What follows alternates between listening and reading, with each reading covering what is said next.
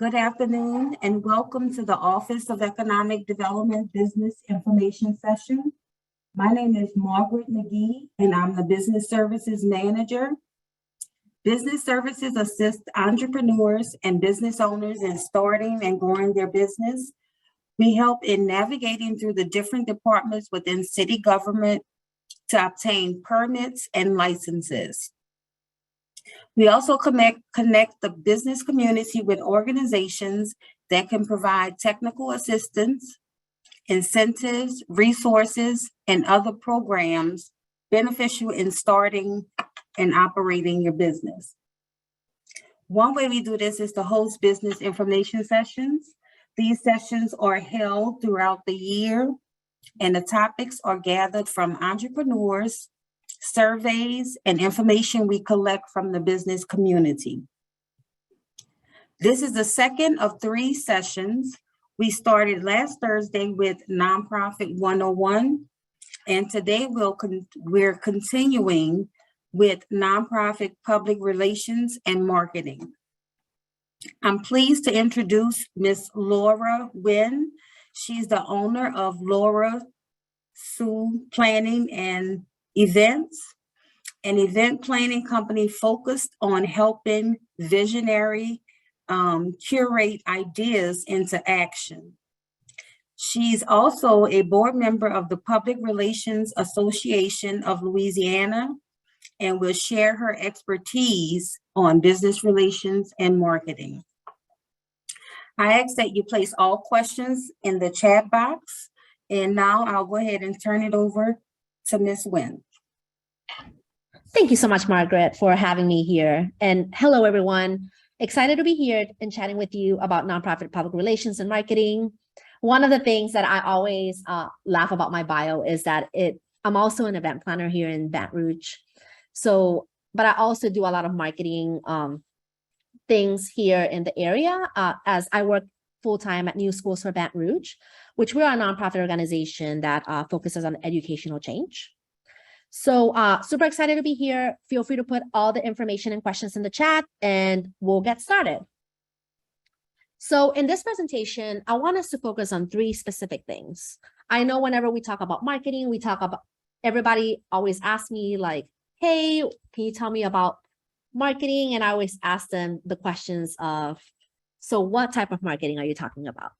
So I wanted to focus this time around on why is it important for nonprofit organizations to have a marketing strategy, everything you need to know about public relations, and why is it important for us, and the role that social media plays in their organization. So one of the things that I always tell nonprofits is that my recommendation is when you're starting a nonprofit, like always have that public relations and marketing can be done by one person. And that's one of the roles that you're going to be playing whenever you're starting a nonprofit. But that person will be able to do the PR, the social media, and being able to set your marketing strategy ahead whenever you're doing your strategic planning. So for those that ask me, what is marketing? I can give you the long version that I put in here. But when I think about marketing as the cloud in the sky, and then there's a lot of different, or the tree, and then there's a lot of different factors that work into marketing.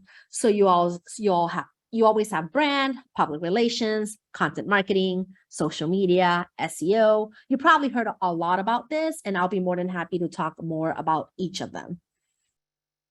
But when I think about marketing, I think about what are the things that we have to do. I always think about it forward facing. What are the things that we have to do in order for us to be able to spread the word about what we do?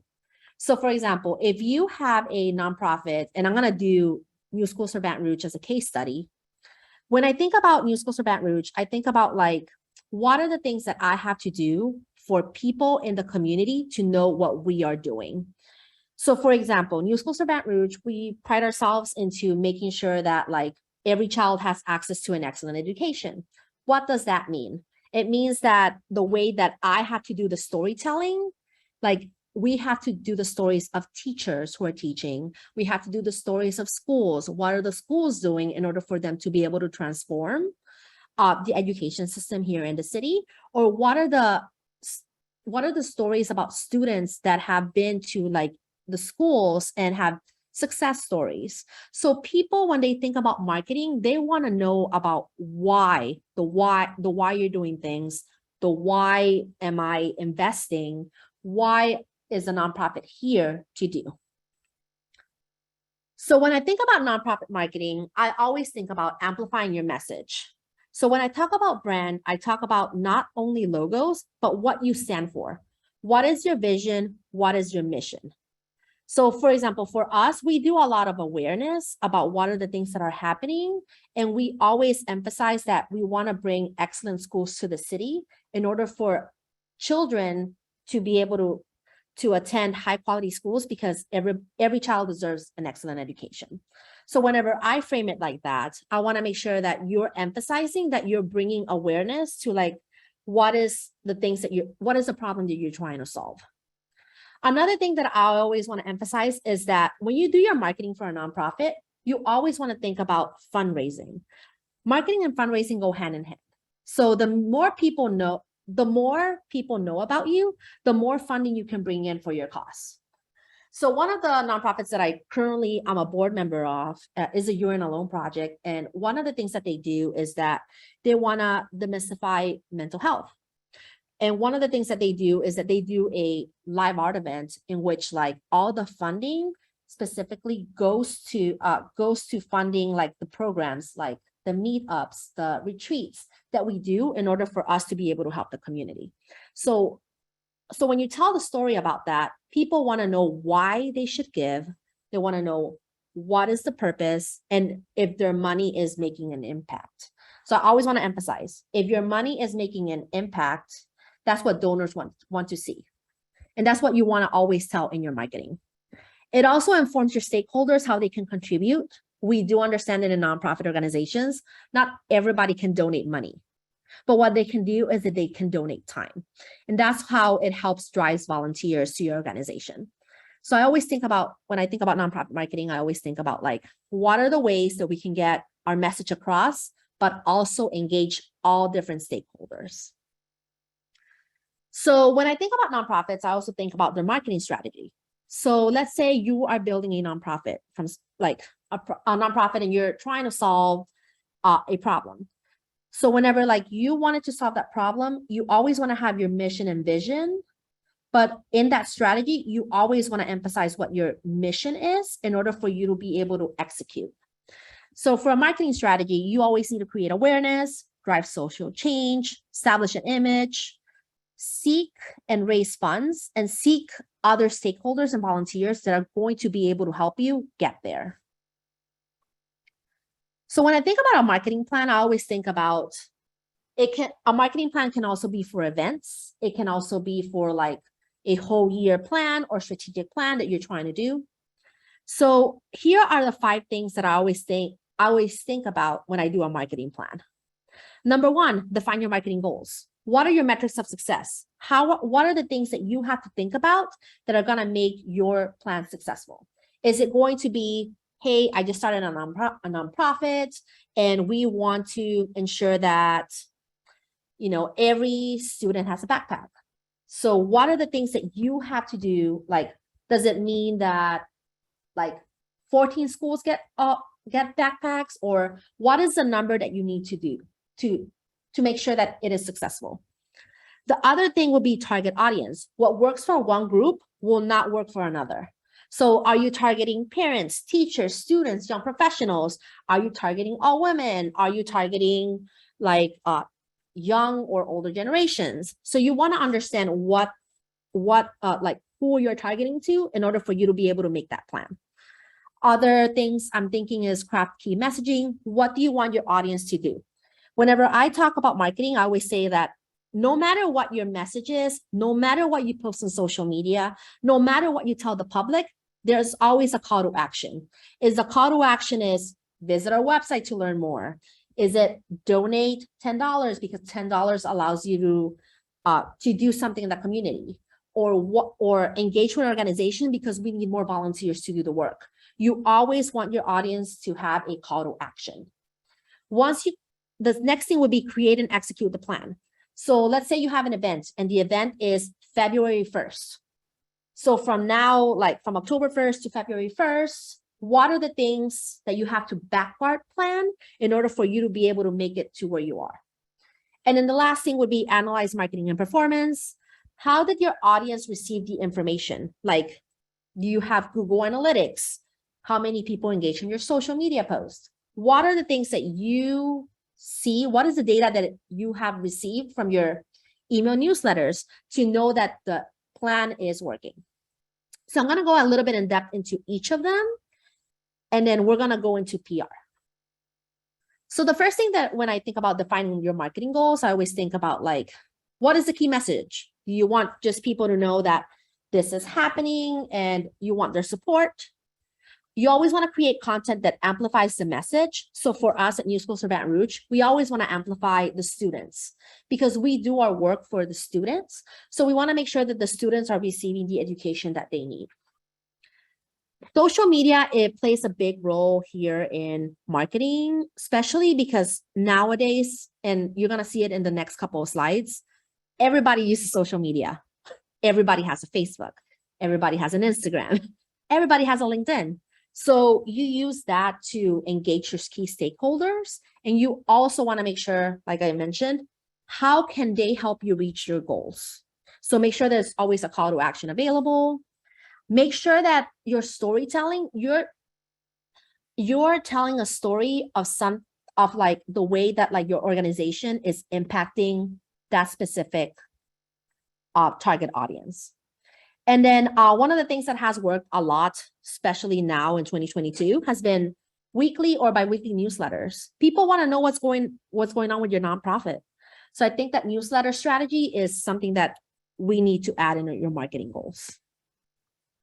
The second thing will be like the target audience. Like what works for one audience might not work for another.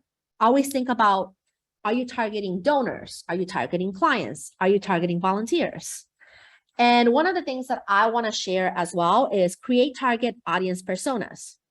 Like, for example, see if like what are the demographics and background? What are the preferred marketing channels and methods? So whenever I think about like, when I want to reach somebody that is very young and hip, I always think, okay, which platform am I using that will allow them to see it? Sometimes could be Instagram, sometimes could be TikTok. There's other people who just do newsletters, and that is totally okay. You also want to make sure that they know what their goals and challenges are and what is your organization's role in making sure that that happens. The third thing would be key messaging. My recommendation all the time is that if you have like information that your audience wants to hear, what are the ways that you're getting them engaged, but also making sure that your mission is aligned there. Consistency is key. I know sometimes like whenever like I talk about New Schools for Baton Rouge and I talk about like we want to make sure that every child has access to excellent education. Sometimes people say like, oh, you always say that. And I always want to emphasize that that is the key mission of our organization. And that's what we do.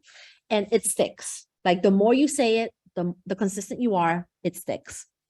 And then all messaging like can be tweaked for each of the different stakeholders. So donors and volunteers, but always emphasizing how they can help. So for donors specifically, they want to learn that like if they give, let's say $100,000, they want to know where the money is going to. And then you can use this social media or craft messaging saying, because of this donation, we were able to impact this amount of people. So making sure that your key messaging always has data attached. When you create and execute a plan, just know your target audience, plan accordingly, plan like your press releases, plan your social media. What do you want your audience to learn from you? Do you want more funding? Do you want more awareness? Do you want more volunteers? And another thing is, will this plan cost me money? And we can get into more paid advertising afterwards. And the last thing will be analyze performance. I always pay attention to measurable performance indicators. For email marketing, you want to check how many people opened the email, how many ticket sales you got from your email, did people click the links? One of the things, especially with events, is that you want to make sure that like if you're sending it on a Friday, I always think maybe my audience wants to really go enjoy the weekend and they're not going to check their email on Fridays. So making sure that we think about like what will be the trends, like people tend to open their emails more on Wednesdays.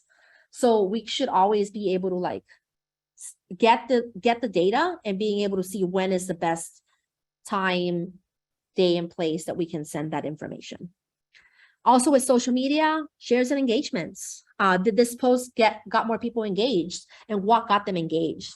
So for us at New Schools for Baton Rouge, what gets people engaged are like the impact data. Like because of this organization or because of what we did, this is the result, and people love to see that. People love to see like people in photos. People like to see that there was a grand opening or groundbreaking, or there was something that was done that impacted families. And then through the website, there is something called Google Analytics that I highly recommend.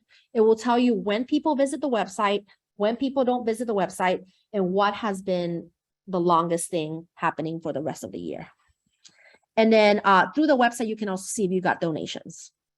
So once you have this data, you put it together, and then I always do it on a monthly basis. So I always say, okay, what happened in October and what worked so we can try it in November. And I also recommend doing A/B testing with your newsletters, just because like what opens in one might attract another person. So we'll always want to see what helps with people. I always like to give the example of Bath and Body Works. Why does Bath and Body Works newsletters work so well? And it's because like people like to see like today only 3.50 like your hand soaps. So people want to like, it catches the attention of the reader and they automatically click. And then whatever messaging you have, it's easier for you to digest the information. But if you had, hey, this week we're doing this, might not attract you to click on it. So the second thing that I want to talk about a little bit is going to be the public relations. Some of them have always asked me like, what is the role that public relations work for your organization if you're just a starting nonprofit? It helps a lot with like promoting your organization through the media. The media has a lot of like influence in the way that you're able to like get different stakeholders to get to know about your work, and being able to access a different demographic that you would have if you were like building it like organically. It also allows you to raise awareness about your cause. A lot of people use the media for events. Like if you were doing an annual gala, people like to know that the media is involved because it also gives you a little bit more credibility. People raise money through donations. So sometimes the media allows you to reach that audience that they wouldn't have learned about you unless it was on TV. It attracts more people to your mission, and it engages an audience that you have never seen before. So we recently had an event and we put it in the media and we got so many people engaged.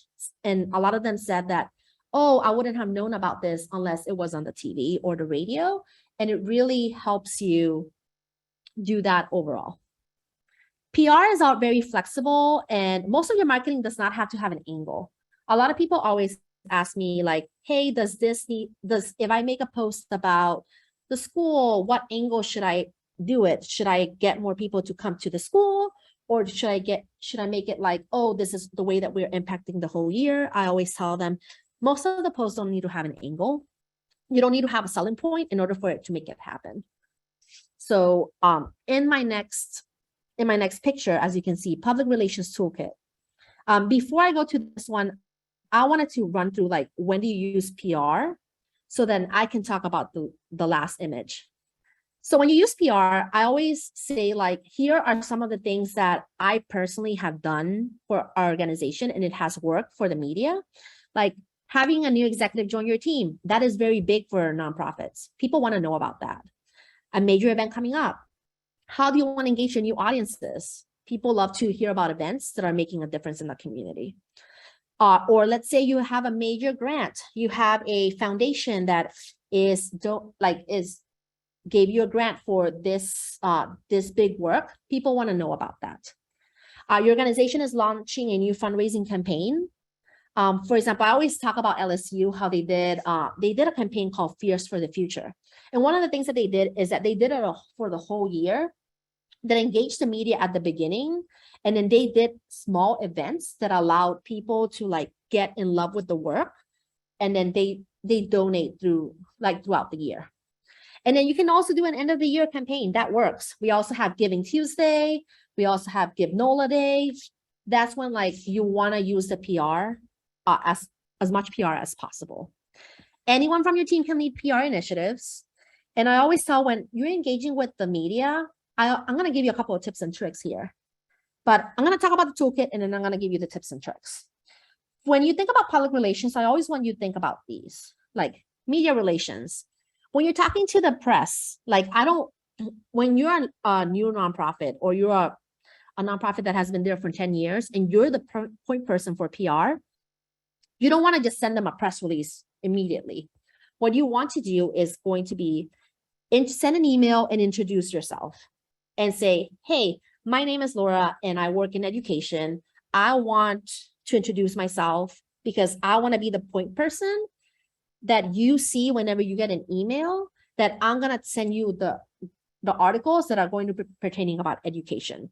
You don't want to always bombard different people or different media or news anchors on like, hey, this is happening. Hey, I need you to share this. You want to be known as the person that people can reach out to when they need either a public opinion or you need somebody to give you a quote. You want to be the person that people see as, okay, Laura knows about education. I need to ask her about this. When I think about crisis communication, like your PR hat like comes in with crisis, like what are the things that you have to say in order to avoid crisis, or what are the things that you have to say in order for you to be able to like talk to the public?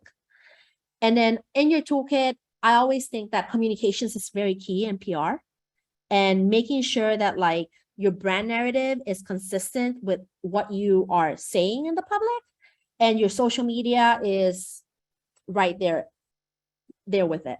But what has worked for me, and I know it sounds very like 2022, but like tweeting at news anchors has been really helpful. A lot of people like to use Twitter as the platform in which like they can tweet at somebody and say, hey, this is happening. Would you mind retweeting or sharing it? And I've had at least like a good percentage, like I would say between 75%, that like a lot of people check their Twitters a lot instead of their emails when it comes to reporters. Also reporters, when you write a press release, and I will say pitching to the media here, is that keep in mind that journalists are always looking for stories to tell. Like they want to get the email. They want to know that you're giving them the information for them to like look at it and see if it fits with what they're saying, with like what they want to put in the media. So when it comes to it, I always say, write a press release. What works with the media is that journalists like to know that they are the first person that you thought of whenever like you posted this. So let's say you want to post that you got a big grant on Friday. And so instead of posting it first, on Thursday, you would send the reporters a press release saying, hey, this is the press release. It will be released tomorrow, but I want you to know first. So that way you give them an opportunity for them to discuss, and then they'll be able to release it. And people love that. Being able to identify a great story, identify a spokesperson. Who is the person who's going to be getting the quotes, who's going to be talking to the media about like, hey, this is what we got. This is our organization. This is what I want you to know. Create a solid media list. Like one of the things that somebody asked me the other day was like, oh, so do you just send press releases to everybody that you know? And I said, no, because every reporter, every anchor, they have different ways of like the way that they report. So some pitches might work for some anchors and some pitches might work for other reporters. So you don't want to just send the same press release to everybody, because then what they do is that they're like, oh, well, I got this from Laura. It's the same thing. Like, and then they start ignoring like the news.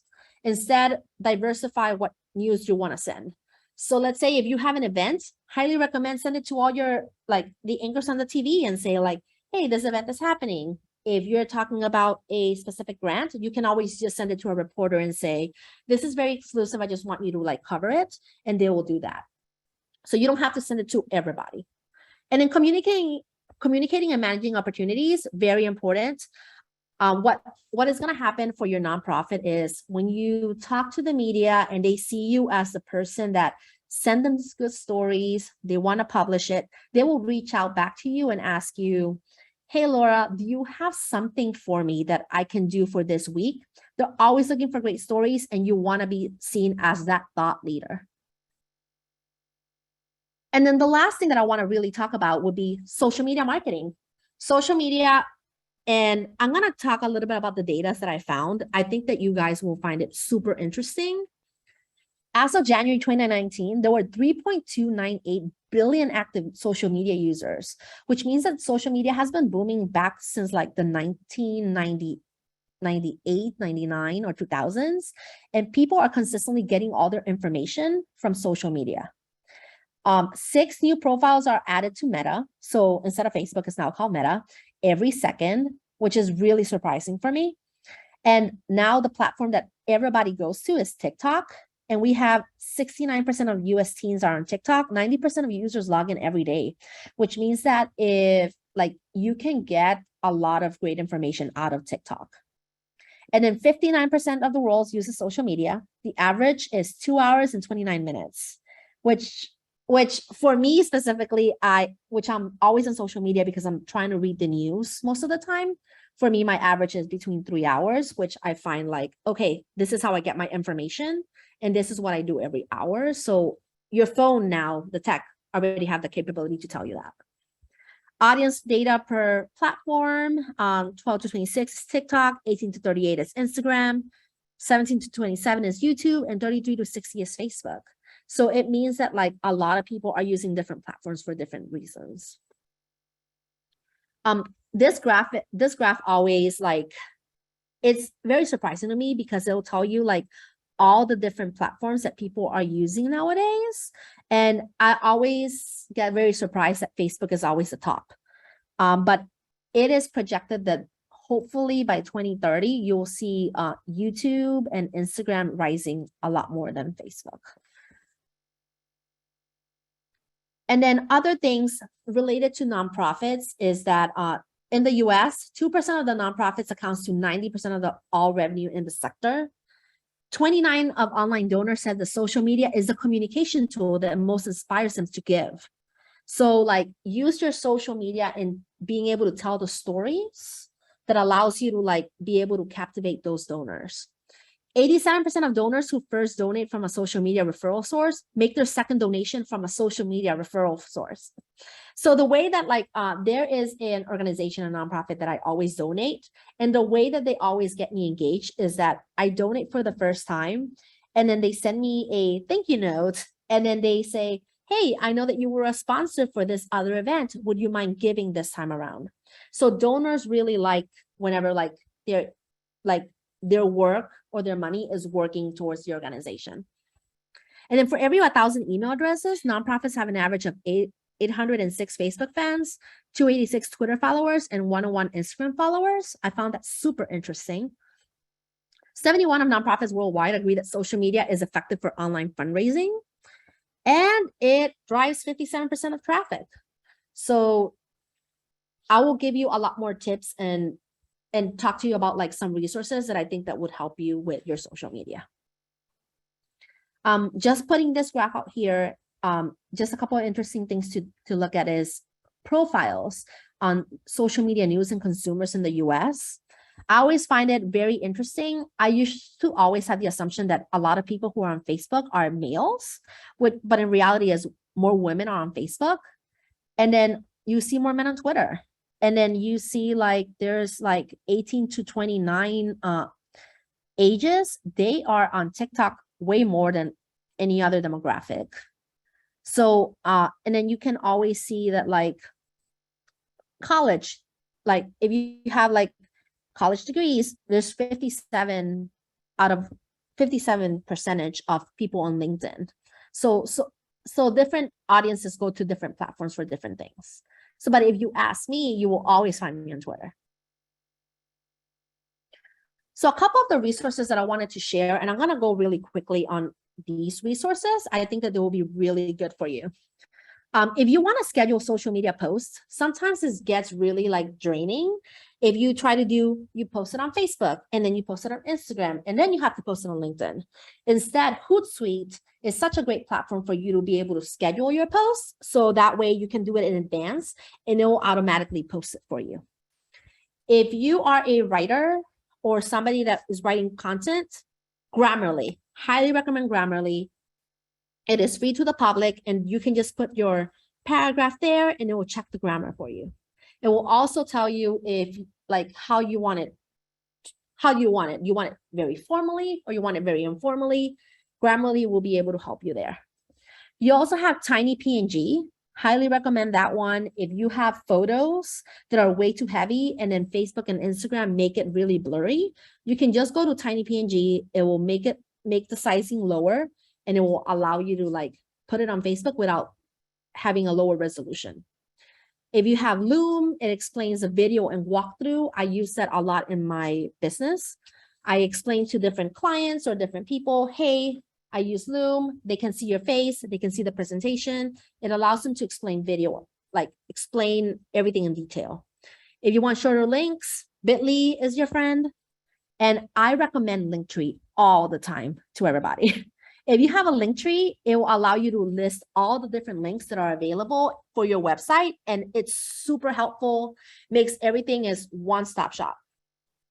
If you want to create videos and short videos and edit them for free, I recommend Biteable. I use Biteable all the time. It helps you create some content for you. If you have Buzzmo, one of the things that I really love about Buzzmo is that it allows you to research different websites and see what is your competitors doing and what are the trends that people are doing. So for example, when you go to TikTok, a lot of people are always like, oh, I didn't get a lot of views here, but you always have to like look out to see what's trending in order for you to be able to get more views. As always, Canva is such a great tool for design. It makes it so easy for you to like be able to like just click on Canva, make a design, export it, and you'll have a really nice design. And then if you are running out of time, beautiful.ai is your friend. You go to beautiful.ai, you tell them in like the search bar, this is the style that I want to do. And then it will allow you to like have a really beautiful presentation in under like 30 minutes. So highly recommend that. And then if you're doing email marketing, one of the things that I recommend would be Constant Contact, MailChimp, or Wild Apricot. And some really cool statistics, I like to put as statistics. If you send an email marketing, 13% of emails are open and read within 5 minutes. Open rate is usually 15 to 18, and email is responsible for 28% of online fundraising revenue. For email marketing, I mostly use MailChimp. I really like it. You can do A/B testing there. So whenever like we're providing a lot of resources for teachers, I like to do an A/B testing and say on the headline, hey, free resources for teachers, or I can be like, this tool will be able to change your life. And you can always see how many clicks they do for that specific campaign, and it will give you all the data that you need. And then over 50% of people who receive an email about a crowdfunding campaign, they donate. And if you're a nonprofit, use your email marketing to your advantage. Always say like, hey everyone, Give NOLA or 225 Gifts is happening. Here are the things here are the things that we need to do, or with your support, it allows you to like help the organization do this. And people love to get those email marketing. Also, there is a way that you can always, sometimes they say email marketing goes to spam. There's a very specific way for not to make it go to spam, but I'll be more than happy to share that any other time. And yeah, that wraps it up for me. I try to make sure that like I covered like the PR side, the social media side, and a little bit about like what the word marketing means. I get asked that a lot all the time. So wanted to see if you had any questions, and I put in my email right there if you want to email me so we can talk further on this. All right, any questions?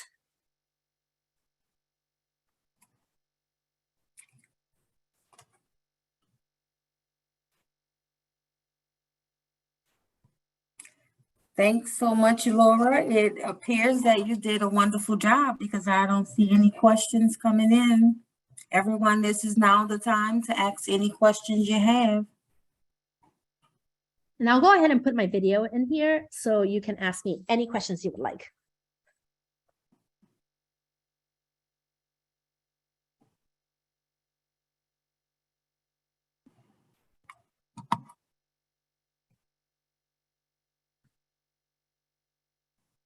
I believe Someone's typing in a question now. We'll give her a few more minutes. If you want, you could unmute yourself and just ask your question.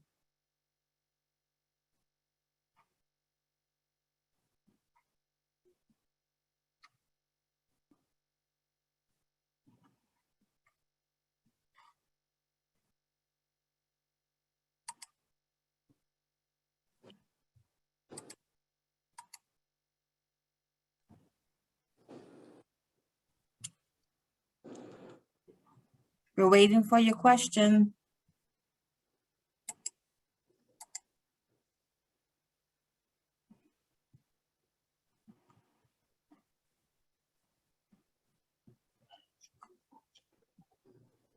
Is that Tasha? I see a question from Heather. If you could Okay. only focus on one aspect, which one should it be? I would always, so I like PR a lot because it's easier for me to like spread the word, but PR and social media go really like together because I don't want to like send a press release about this big thing. And when they check my website or my social media, there's nothing posted. So I want to like always do it hand in hand. Always, whenever I think about social media, I always think about like, if you have to post on social media, just do it 2 times a week. At least keep it a little bit active so people could like, if you do a big campaign, people can see it and say like, oh, they're actually posting a couple of different things. So that's my recommendation. If you have to do something in a like for your social media, just do like 8 times a month, and then like you can always do the PR. So,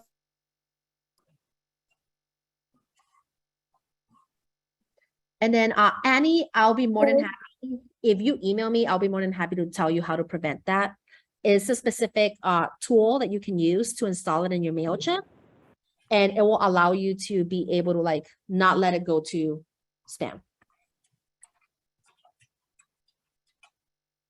Hi, this is Tanisha Worthy. Hey, Unfortunately, the email link I received last night, when I tried to log into Zoom, it told me the meeting code was incorrect, so I had to do it by audio only. So unfortunately, I was unable to see any of the screen presentation. Is it possible to get a copy? Yes, I'll email all attendees a copy of the presentation within 3 to 5 business days. Oh, fantastic. Thank you so much. Of course. And then I see, Tasha, you had a question about nonprofit work being done with my organization. It provides worksheets and is more of a science field. So how would I market that to schools? I think the way that I would do it from my perspective would be if you are providing worksheets and it makes it easier for either teachers for in the science field.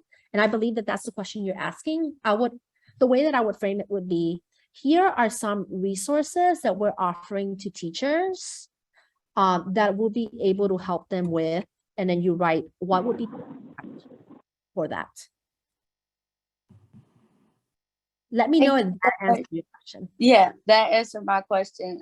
It's starting in the science fields with the organization is called Happy Hearts Lifestyle, and it is meeting people where they are, but starting with education, how you talked about breaking it down. I really understood that the worksheets were a great way because we do youth days every third Saturday here. And it's kind of like a poster because you could get them I have a laminator, so I'll laminate them sometimes when I was working with the like summer camp, so I could kind of see like the affirmations when we say I am as we were writing sentences, which was more on the English side. So it just allowed me to use my artistic innovations to bring it to the education field. And I was like, wow, how do I use this service for, a bigger audience? And that was where the school came in. So thank you very much. Yeah, absolutely. I have an additional question. This is Tanisha again. Yeah, absolutely. We are a nonprofit focused on tutoring and literacy for younger students. And I guess the question as far as marketing and the target audience, where initially our thought is to be parents, but our approach is trying to reach them through the schools, which has been unsuccessful because I think there's sort of a conflict for some of the schools, or appears to be, as far as our role. So we're struggling with that type of outreach, how to reach parents outside of the school pipeline. So I think one of the things that I always do, so New Schools for Baton Rouge has a platform called the Road Baton Rouge, and we help parents pick a school based on what the needs are for their students. The way that we have been engaging parents a lot is going to be like, we go to the library and we post posters, or we do a tabling. We, instead of like trying to reach out to the schools, I would say try to meet parents where they are and saying like, where are the places that I can like either have a table or a place that I can engage a lot of the parents? Because a lot of the parent work also could be a word of mouth. You can always say, hey, like I learned about this resource for tutoring here, and here is where like parents talk to other parents.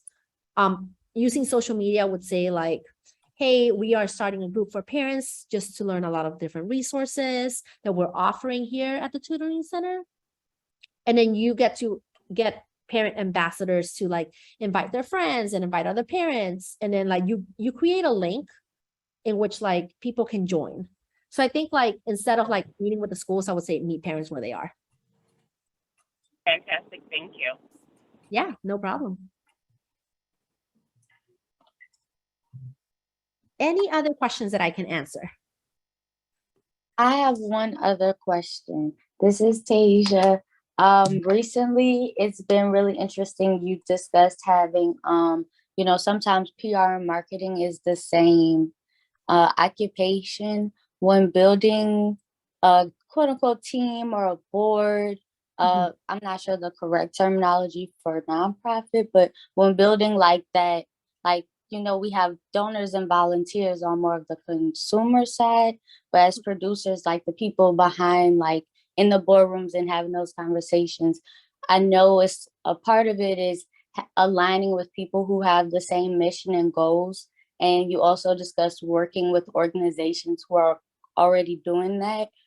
But my question lies in kind of that vetting process, like in this day and age, is it, I don't want to say acceptable, but is it more like, well, maybe, the nonprofit needs to make like a now hiring or looking for volunteer signs on the website and then post it that way, like on Indeed? It just seemed kind of like far-fetched to me. So what would be your, what do you think would be helpful in that way? So when you're talking about volunteers, it's mostly like people who are interested in your mission and giving like the time. So when I think about volunteers, I always think about like the way that I would engage them would be ask them, hey, would you mind if I add you to the newsletter so we can tell you about more opportunities? That's one way to get them engaged. I think with volunteers, having something on the website and just let them know, hey, here are volunteers opportunities. Always put it on social media. I'm not sure if I would put it on Indeed. But most of the times you can always find volunteers with other different organizations. Like you can always have like, we always find sororities and fraternities who are always looking for to volunteer with an organization. You can always do email marketing that way. Just getting engaged with the ways that you're doing it in your organization. Not sure if that answers your question. Yes, that was helpful. Thank you. Thank you. Thank you. So to add to that, I am part of the Junior League of Baton Rouge. And one of the things that we do is that we're a volunteer organization, and we are always looking for opportunities to help out in the community to different nonprofits. So my recommendation would be, like, if you write down a list of like organizations that you know that they're always like willing to help, you can always reach out to them. And we always post it in our group saying like, hey, this nonprofit needs help on this date. Would any person would be interested in volunteering? And that's how you can also engage other stakeholders. This is awesome information. Thank you. Thank you. Thank you.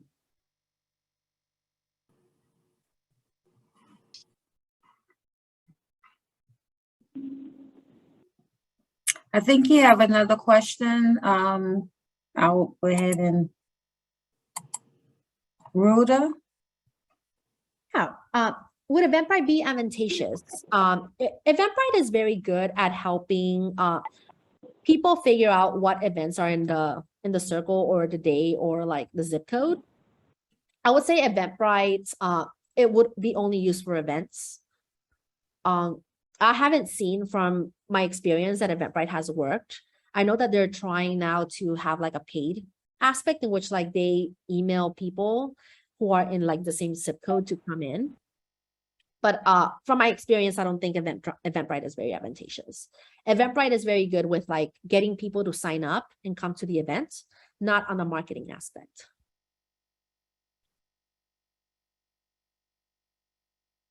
Does that answer your question, Ruda?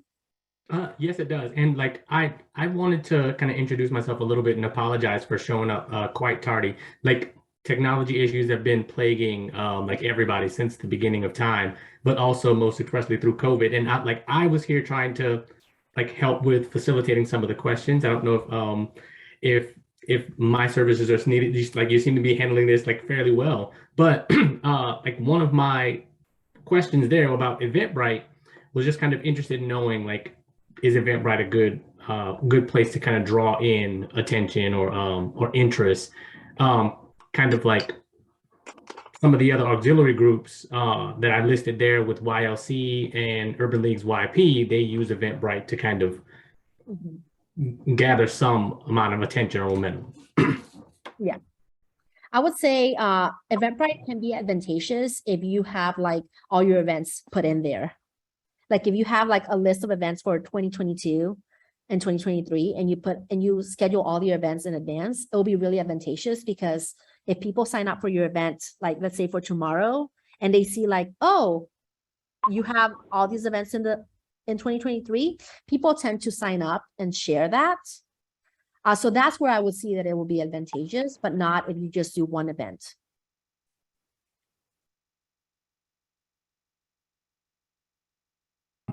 Are there any more questions?